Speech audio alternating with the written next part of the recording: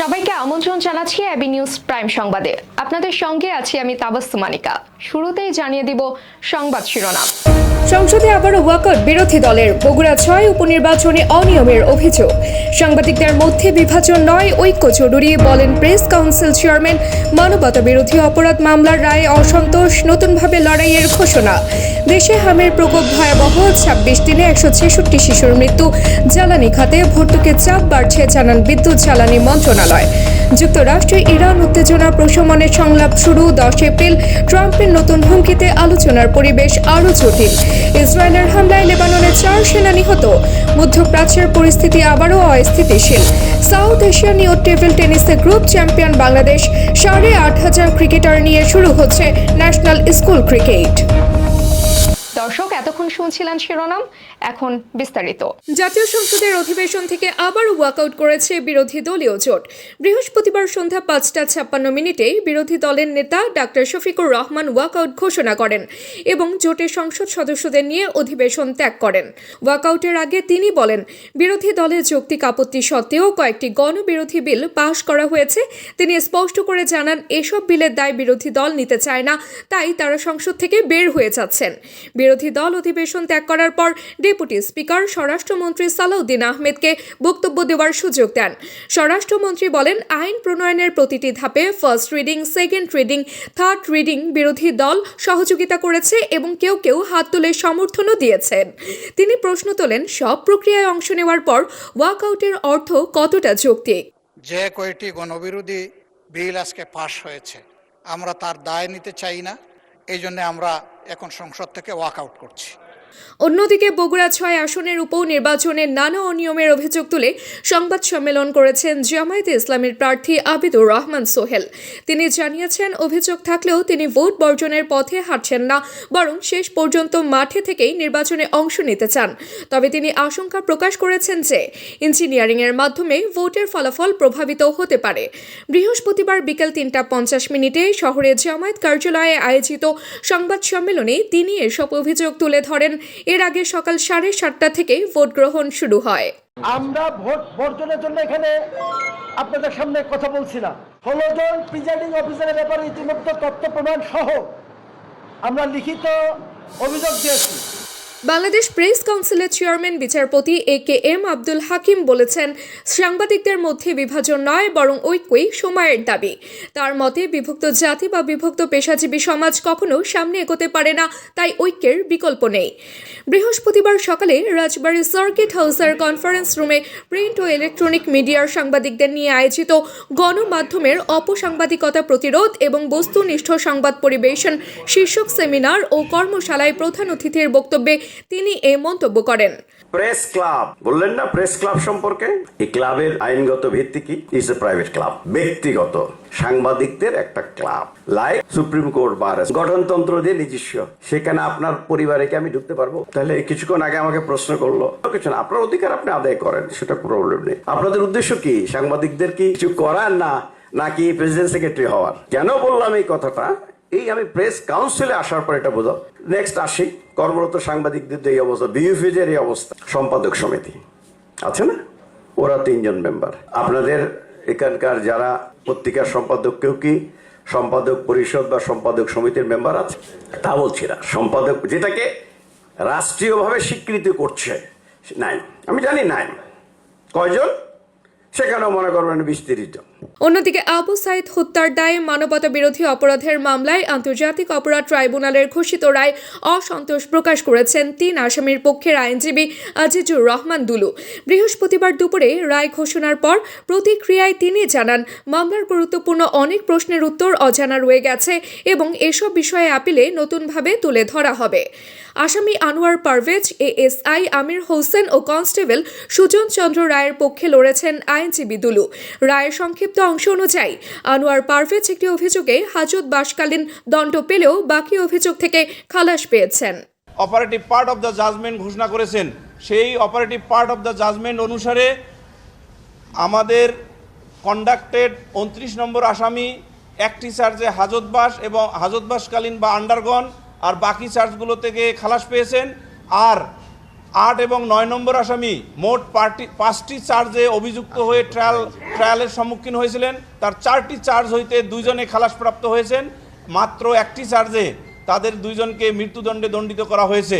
আমরা ট্রাইব্যুনালের আপাতত উক্ত রায়ে সংক্ষুব্ধ প্রত্যাশার নিরিখে, যেহেতু আমরা প্রত্যাশা অনুযায়ী খালাস পাইনি, আমরা রায়ের কপি অর্থাৎ পূর্ণাঙ্গ রায়ের কপি হাতে পেয়ে পুঙ্খানুপুঙ্খ বিশ্লেষণ করে মহামান্য আপিল বিভাগে দায়ের করে আপিল শুনানি অন্তে খালাস পাবো বলে দৃঢ়ভাবে বিশ্বাস করি ইনশাল্লাহ।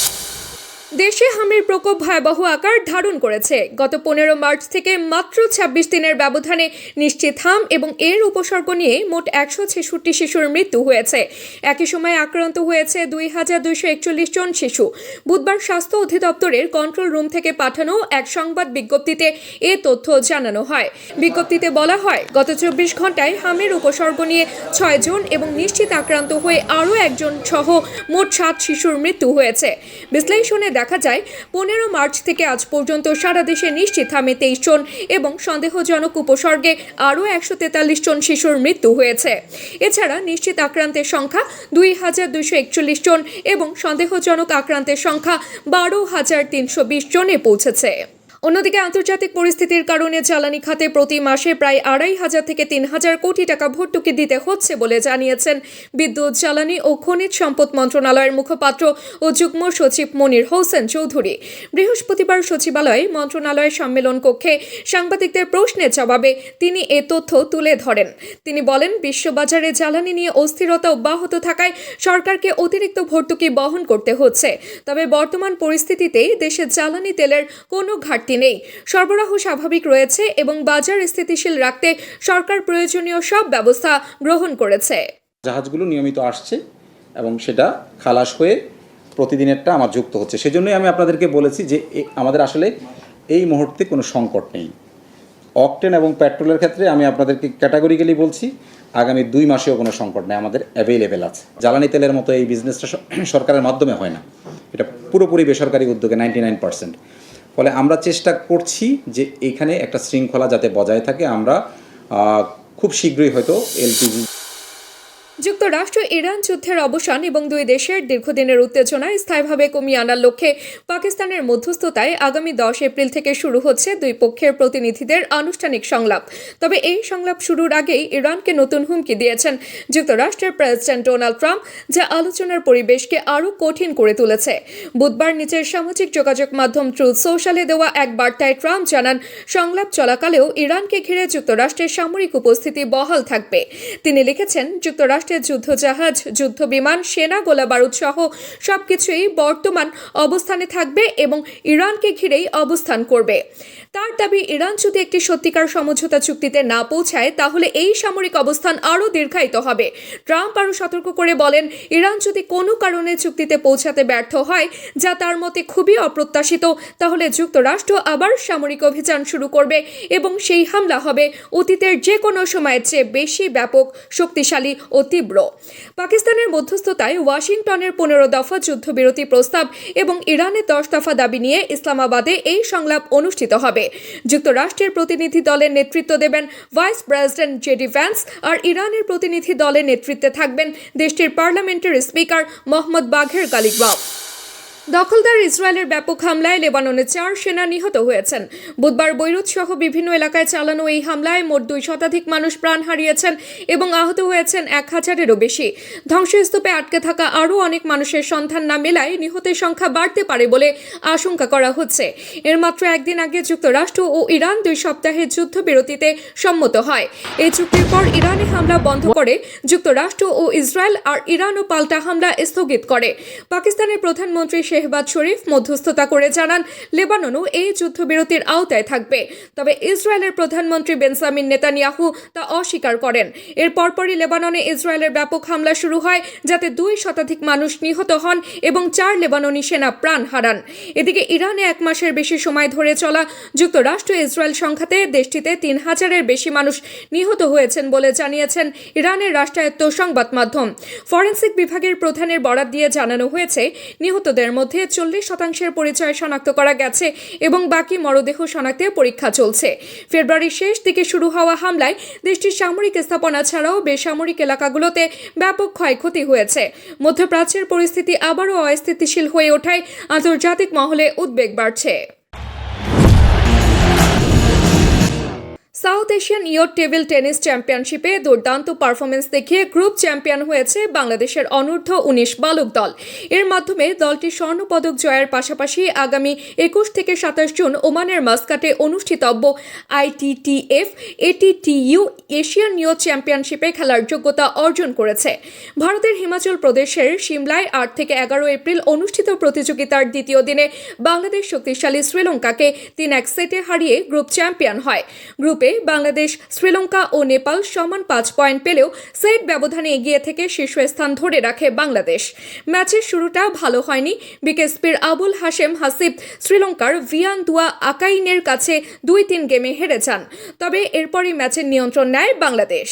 এদিকে আবারও মাঠে গড়াতে যাচ্ছে prime bank national school cricket.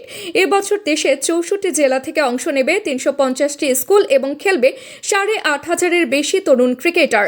পুরো টুর্নামেন্টে ম্যাচের সংখ্যা দাঁড়িয়েছে 651।